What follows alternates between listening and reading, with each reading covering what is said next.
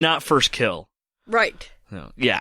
There was a quote in here about the quadman, and it said that the tendons in his wrists and hands made a popping sound as he turned. I have personal experience with tendons making a popping sound. That means that they tear. So this, like, the quadman, when he turned and raised his sword to protect himself from Richard, he tore tendons. Either that or Terry was just being descriptive. But I tore my meniscus in my knee, and you could hear and feel it pop as it did that. I turned when I shouldn't have turned, was going too fast one way and tried to stop and turn, and I could hear and feel a popping. Ew. So I don't know if this is just Terry being descriptive or anatomically correct, but this kind of says something about the quadman and more about Richard, that, like, this dude is 100% ready for a fight, and even with this quadman being full committal to defense, Richard still beats him.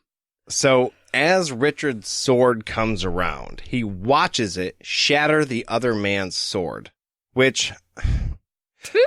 The Sword of Truth is magical, so it can cut through things very easily like a regular sword can't. So at first I was like, bullshit, it busted the other guy's sword, but it did because of the magical properties. What gets me is when the sword continues through the bad guy's sword into his head. His head. Not just his head. No, no. It's armored. There's chainmail. There's more. Yeah. Yeah, through the chainmail, through the head, and then there's a description that follows that is, so far in the book, the most vivid thing we have read. Well, Nate, I think I have that description right here. Oh, do you just so happen to have it? Yeah. So, Richard has cut the upper half of this quadman's head off, and, quote, globs of blood were flung up into the air in long strings, which finally arced and fell back to the ground, and onto Richard, offering the victor the hot, satisfying taste of it in his mouth, where some of it had landed, as he screamed his rage. And boy, oh boy, do I have feelings when I read that. Well, listen to it. Aaron, when I recommended this book series to you, I wasn't specifically thinking about this scene. Yeah, you were. Don't lie. But goddamn, am I glad that you've read it. No, I mean, it's, I have gone on record. I think you just did. I have said Terry's descriptive. You guys have gone on record that sometimes Terry can be a little too descriptive, whether it's describing people's physical features and wondering that maybe Terry was a little too lonely. Right, horny Terry. Yeah, and this was the first time I remember it being descriptive in a battle. And honestly, I think it was perfect because it really drives the point home of what the sword and what the magic does here. Because this is not something a normal person could or would do. If I were to somehow find myself in a situation where I had recently cut someone's head off, I don't think I would describe that person's blood in my mouth as a satisfying taste. Maybe, I don't know. I mean, it might feel really fucking good to cut somebody's head in that way. Well, I mean, you and Jade are married. If there was a guy that had Jade at sword point, and you go in, you defeat the guy, and I'm sure there's a sense of exhilaration of, I have saved my wife. This is not that. This is enjoyment because there is blood of another person on you. In your mouth. In your mouth. And it's good. I mean, it shows this is magic. This is not just, I'm angry. I have a magical purpose behind me. This is the magic causing madness. Because yes, I wholeheartedly believe I would be perfectly satisfied cutting anybody's head off who is going to attack Jade. But the blood in the mouth thing is, okay, maybe that's a bit much.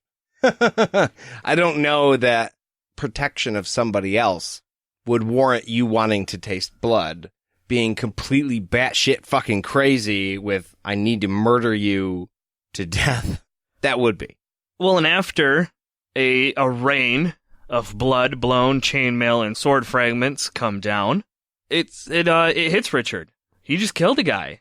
The magic kind of releases, or the anger releases, and Richard is now left to cope with the fact that he's killed someone.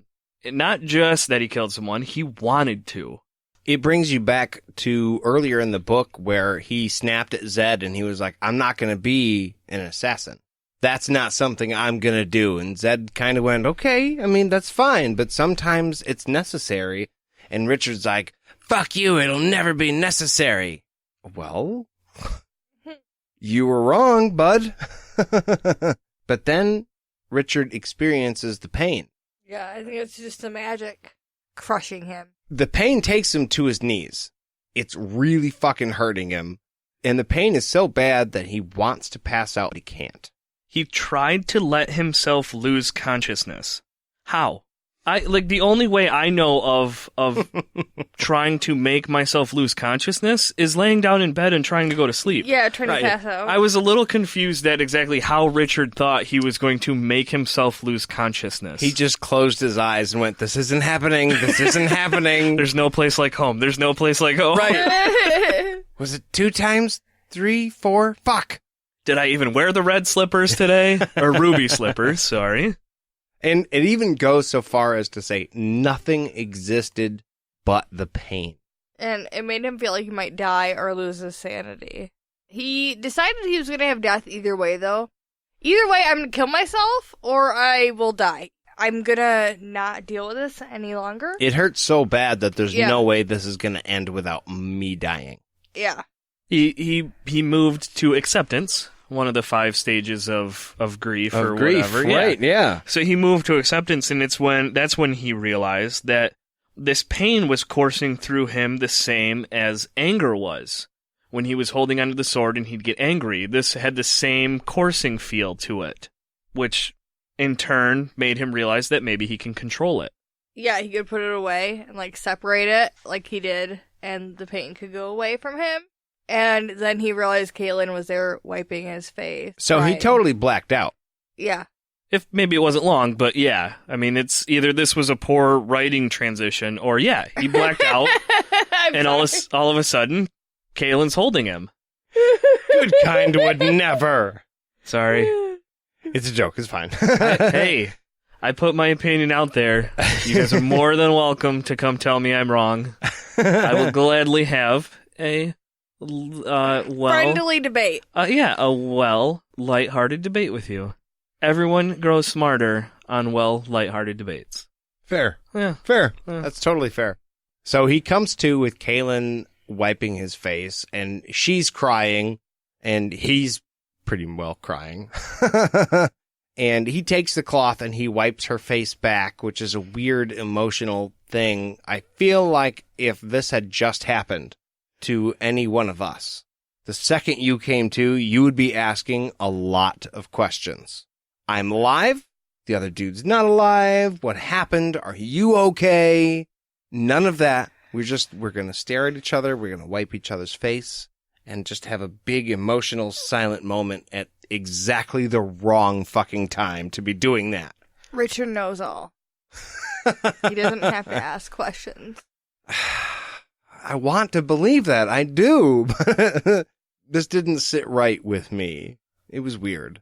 Not that I hated it either, for the record.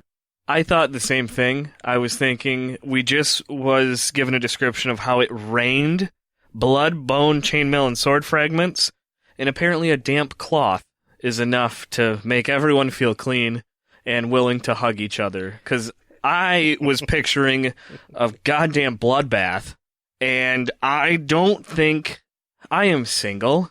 I don't know what it feels like to be married, but I don't know if I would ever feel strong enough to hug someone if they were covered in blood and guts. Well, let me tell you, Aaron, marriage is like a bloodbath. Is it? And yeah, how do you feel about this, Jade? The rag, though, I picture it like they've just maybe wiped off their eyes and their mouth, but everything is still covered in blood because there was a lot. But while they wipe each other's face, they sit there and they hug. She holds his head to her, comforting him, and it's a moment. Wrong place or not, it's a moment. And she apologizes to him for making him kill the guy because she knew that it would hurt him. But I feel like kind of bullshit because you didn't allow anything to happen. You were just a victim of an almost murderer who was saved at the very last moment. Yeah. So thank you? Maybe instead of I'm sorry? Not that Richard would need that, but... There's a lot of mentally strong people in this book because most people would have to deal with some PTSD. I'd be screaming fuck over and over again. Yeah. If I was if I was two of the three members of this party involved. One of the guys can't say fuck anymore. No. Nope. Yeah. Famously. But Kahlan admits that Zed had told her that the magic was going to test the Seeker on his first kill, and Zed was worried that if Richard knew that, he might hesitate, and he might not do what has to be done. Okay, hold on. This isn't a sitcom, unlike daytime TV. Why are we not telling each other the things? Thank you. This was Aaron's number one complaint when he started to read the series. And he is a fan of the series. I'll come to your defense on that. Not that you really need a defense. I would not give up my free Saturday night to come record a podcast about a book series I don't like. Right. But he was like, why aren't they fucking telling each other things? That is a huge backstep. And a lot of this extra drama could be avoided altogether if they just communicated. Well, he's right. He's right. Just for the sake of brevity, when I read this and was making notes for the podcast, it boiled down to one question for me. What if Richard had failed the test? What if he gave in to the pain because he didn't know that was going to happen? So what if you just been like, fuck, this is bad. I don't know what to do. I'm out. Yeah. And she says that Zed told her it would be a test. Who would be the master? Who the ruled? We don't know. We're never told what, or at least at this point in time, maybe future books get into it. But I don't know what the failing of this test would have been. I like to think that if I am told, hey, there's a test coming up you might want to study. Study that shit, right? Then I will be prepared to pass the test. If you give me a pop quiz, I am a lot less likely to pass a pop quiz than I am a scheduled test. Tell me that something is going to happen. I might hesitate, but I think the chances of me failing when I know what's going to happen versus the chances of me failing because something came up as a surprise is a big difference. I think that's how Zed helped raise Richard, though. He let him skin his knees. He let him make mistakes. He let him get fucked up. So he knew how to get himself out of those situations. Experience is the best teacher. Right. Oh, absolutely. Except when you might die. It's a pretty big risk. If you ride a bike without a helmet and it's a little tricycle where you're going a tenth of a mile per hour and you fall off, you're going to learn your lesson. You should wear a helmet. You don't put someone on a motorcycle and go, yeah, I don't need to tell you anything. Go ahead. Well, and also, Richard has a sword, okay? Kahlan is walking around with no weapons.